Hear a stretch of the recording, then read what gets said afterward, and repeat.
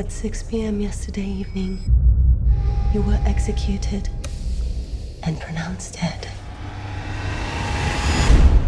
You no longer exist. What kind of prison is this? It's not a prison. You're about to enter the Animus. What you're about to see, hear, and feel are the memories of your ancestor, who has been dead for 500 years. What do you want from me? Your past. Welcome to the Spanish Inquisition. I am a god, even though I'm a man of God. My whole life in the hand of God. So y'all better quit playing with God.